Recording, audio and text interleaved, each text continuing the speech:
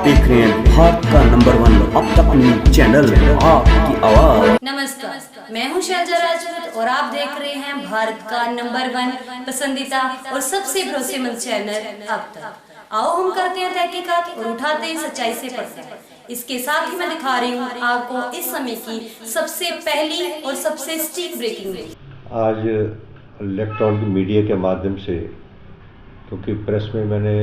Press व्यक्ति के माध्यम से थौना पलाव प्रोजेक्ट हमारा जो है, जिसके बारे में आज फाइनल अप्रूवल जो है फॉरेस्ट क्लियरेंस की हमें मिली है, और इसका मुझे जीएम के माध्यम से, डीसी के माध्यम से मुझे जब सवेरे जानकारी मिली तो मुझे लगा कि एक जो ड्रीम प्रोजेक्ट मेरा था और मेरे पिताजी का, जिसको वर्षों से मैं लग रहा था कि मेरे चुनाव क्षेत्र के जो नज़दीक कोई ऐसा प्रोजेक्ट लगे, और एक पावर मिनिस्टर के माध्यम से पूर्व सरकार में इसको मैंने ज़मीन पे लाने के लिए बहुत बड़ा प्रयास किया था, क्योंकि ये प्रोजेक्ट जो था कॉस्ट में 14 करोड़ रुपए पर मेगावाट के हिसाब से इसकी कॉस्ट थी, जो लगाना भी उचित नहीं था। उस वक्त हमने इसकी डीपीआर बदली और इसको टनल जो 6 किलोमीटर टनल बीच में थी, उस टनल को हमने ख़त्म किया। और सबसे बड़ी बात थी कि इस प्रोजेक्ट के अंदर जो फॉरेस्ट क्लियरेंस, एनवायरनमेंट क्लियरेंस जो है, जो सम्मिलित करना बहुत मुश्किल है। पीछे 3 महीने पहले जब इसकी प्रिंसिपल अप्रूवल आई थी तो कई बार हमें लगता था कि शायद इसकी फाइनल अप्रूवल आए ना आए, क्योंकि जीएम से मेरी बात हुई, लगातार मैं इसके संपर्क में था कि कैसे हम फाइनल अप्रूवल के लिए इसका करें। तो कहता है जी ये तो क्योंकि केंद्र में जो इसकी बॉडी है जो इसको अप्रूवल देती है वो तो इंडिपेंडेंट बॉडी होती है, उसके ऊपर किसी का दबाव नहीं होता है। तो मेरे लिए बहुत बड़ी चिंता का विषय था कि शायद यदि इसको हम फाइनल अप्रूवल नहीं आती तो इसको धरातल में हम नहीं उतार पाएंगे।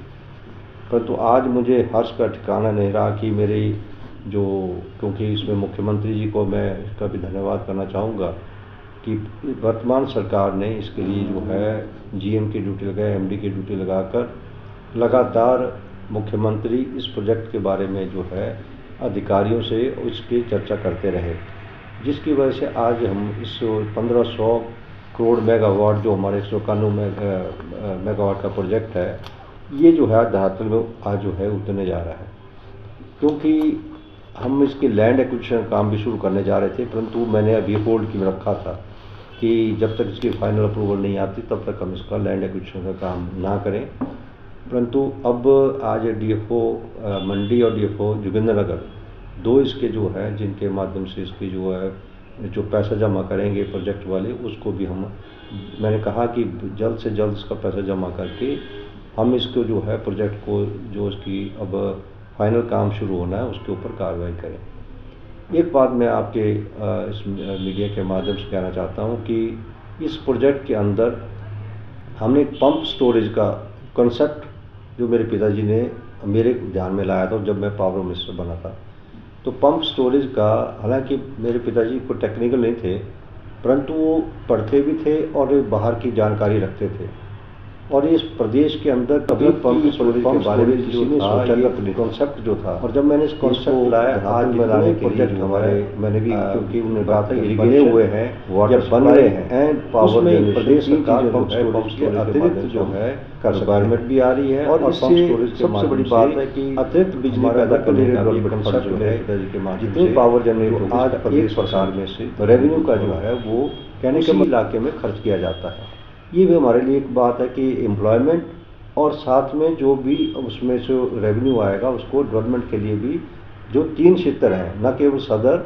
और उसमें जोगिंद्रनगर और दरंग का भी कुछ हिस्सा आता है और धर्मपुर का भी हिस्सा आएगा। 4 चुनाव क्षेत्रों के जितने भी पंचायतें हैं उसको लाडा के माध्यम से पैसे का भी प्रावधान होगा।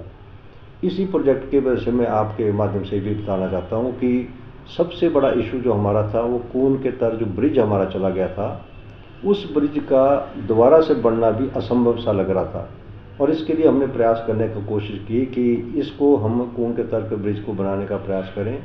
और मैंने इसके लिए जो सबसे बड़ी बात है कि इस प्रोजेक्ट के मंजूर मिलने से, फॉरेस्ट क्लियरेंस की वजह से अब ये साफ हो चुका है कि इस प्रोजेक्ट को, इस ब्रिज को जो है अब जो है प्रोजेक्ट के माध्यम से बनाएंगे। क्योंकि जो ब्रिज पहले था वो सबमर्ज होना जाना था, उसमें जो पानी के अंदर चला जाना था, जिसको बनाना भी कोई बड़ी बात नहीं थी। बनाते भी तो 2 साल बनाने में लगनी थी और 2 साल के बाद जो है वो ब्रिज अपने आप उसमें पानी में चला जाना था।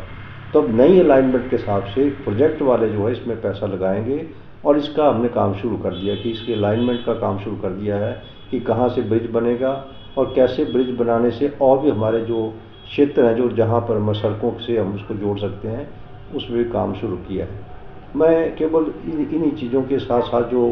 आपके माध्यम से भी कहना चाहता हूँ कि पीछे मुख्यमंत्री जब आए थे मंडी, उनसे मैंने मंडी कॉलेज के लिए जो है बात की थी। 1 करोड़ रुपए हमारे पास जो है उस वक्त जो है शुरू का गवर्नमेंट प्लान्स के माध्यम से बजट में प्रावधान था इसमें, परंतु ये प्रोजेक्ट जो है कॉलेज का बहुत बड़ा था, उसमें पैसा अतिरिक्त लगना था। तो मुख्यमंत्री ने उस वक्त कहा था कि 5 करोड़ मैं आपको दे रहा हूँ। उसके लिए मैं आभारी हूँ कि आज वो 5 करोड़ आने से 6 करोड़ रुपये कॉलेज भवन के लिए जो है आज उसका काम जो है दोबारा से आप देखते हैं दोबारा से शुरू कई समय के बाद जो है उसका काम शुरू हुआ है। तो इसलिए कॉलेज का भवन का बनना ये भी हमारे लिए जो है बहुत बड़ी उपलब्धि मैं कह सकता हूँ हमारे क्षेत्र में होगी। और साथ में मैं 1 साल के अंदर कुछ काम की तरफ ध्यान था जब मैं अपने क्षेत्र में काम कर सकता था। मंडी में जो हमारी बाईपास बनना है, जो विक्टोरिया पुल से लेकर हमने रघुनाथ पद्दर तक बनना था, उसके लिए मैंने लगभग 6 महीने से लगातार मैं DPR बनाने में लगा रहा और विभाग के साथ खुद जाकर, क्योंकि DPR वापस आ गई थी जो नबार्ड में गई थी। न्यूज़ चैनल हमने आपको दिखाया वो सच जो आप जानना चाहते थे। प्रतिदिन इसी सच्चाई के साथ रूबरू होने के लिए बने रहे हमारे न्यूज़ चैनल के साथ। प्लीज़ हमारे चैनल को सब्सक्राइब करें और साथ में दिए गए बेल आइकन को प्रेस करें। आज के लिए बस इतना ही, फिर मिलेंगे। मैं शीतल जरियाल, धन्यवाद।